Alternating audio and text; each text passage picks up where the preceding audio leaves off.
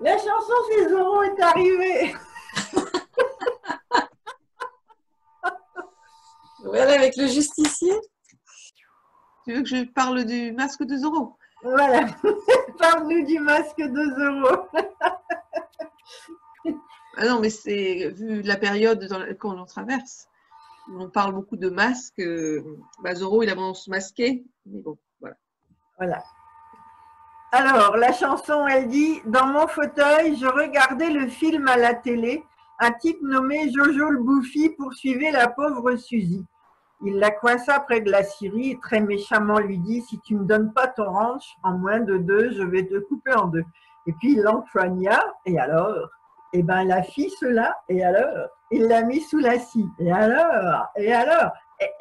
Zorro est arrivé sans se presser, le grand Zorro, le beau Zorro, avec son cheval et son grand chapeau. Mais bientôt, j'ai pris la deuxième chaîne, car un vieux schnock parlait, charmante soirée sur la deuxième chaîne, il passait le même navet. Près d'une cabane, Jo le Bouffi coinçait la pauvre Suzy, et il lui disait « Donne-moi ton ranch et poupée ou je te transforme en purée ». Il l'empoigna, et alors, il a fait cela, et alors, il mit le feu à la dynamite, et alors, Zorro est arrivé sans se presser. Mais moi, j'en avais tellement marre, j'ai repris la première chaîne, et devant mes yeux hagards, se déroulait la même scène. Et Jojo le Bouffi, dans un sac, fourrait Suzy, disant « Donne-moi ton ranch et boudin, ou je vais te balancer sous le train ».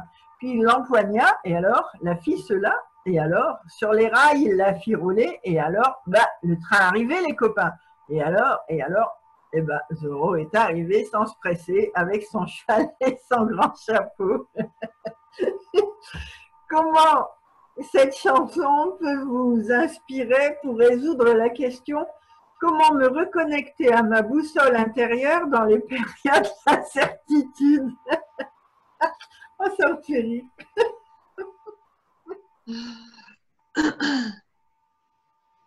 Il y a peut-être une notion de besoin de quelque chose à l'extérieur, je dirais ici, si c'est un personnage emblématique qui a rythmé de certaines années au niveau des enfants, hein, dans les années 70-80. On était petits, hein?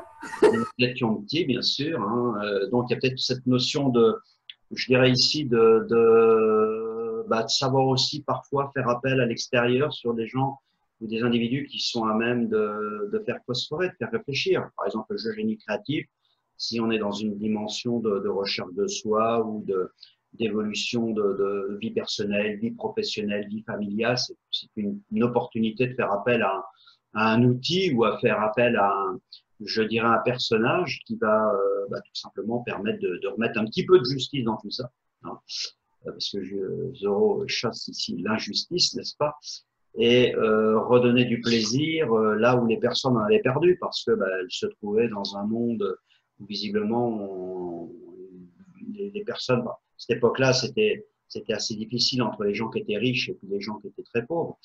Là, si on peut se considérer dans cette dimension-là, retrouver un petit peu de sa richesse aussi, de sa richesse intérieure, au travers d'un outil qui est l'outil des jeux créatifs. Donc, je pense que ça peut être une bonne idée.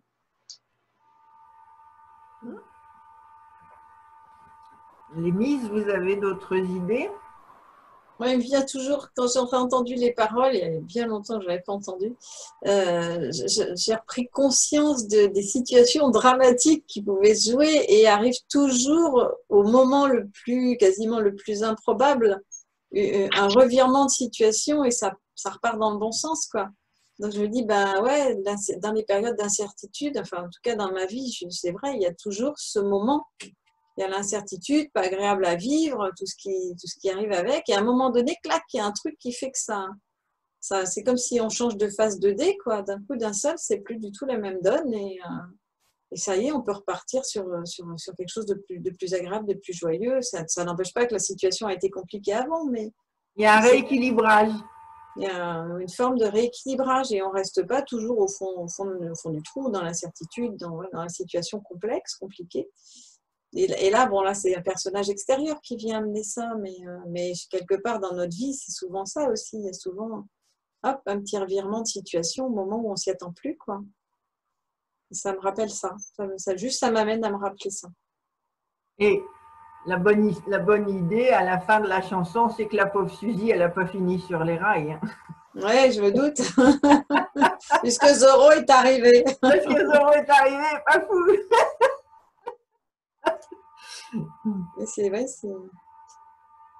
Mais je sais pas, moi je me dis qu'il y a peut-être l'idée aussi de, quand on parle des incertitudes ou son intérieur, de ne pas laisser nos peurs nous envahir, puisque là, la petite Suzy, elle a peur, enfin voilà. Elle est mal partie. Finalement, ben, il y a Zorro qui arrive, donc peut-être aussi cette idée de, oui, de pas laisser les peurs prendre le dessus pour voilà, et d'essayer de se, enfin, c'est un peu l'idée de se connecter à sa boussole intérieure, de ne pas laisser les peurs tout envahir, quoi.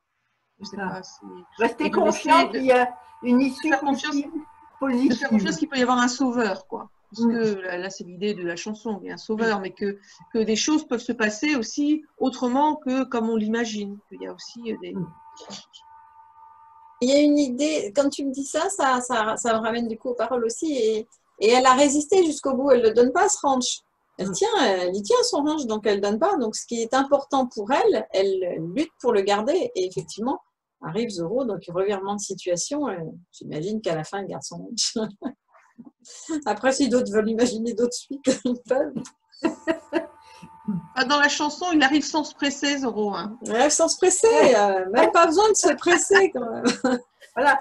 Donc, est-ce qu'il y a l'idée que même si on a une peur importante à un moment donné, parce qu'on est dans une situation pour le moins inconfortable, le fait de garder notre attention sur ce qui est important pour nous, et je reviens au être avec cette idée-là, le fait de garder notre attention sur ce qui est important pour nous va amener à ce que l'énergie, à un moment, nous vienne nous délivrer de ce qui nous fait peur. Et on l'a un peu avec l'enchaînement de toutes les cartes, parce que Passe la Prum, elle est en attente de démarrer, alors je l'imagine quand même faire une course de rapidité.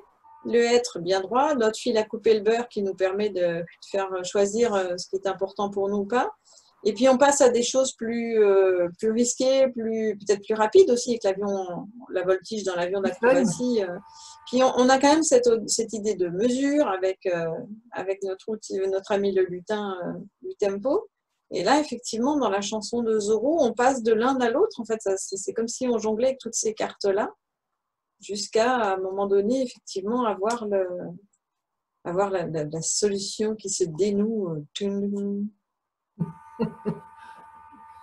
De façon magistrale et de façon inattendue. magique. Pas mal.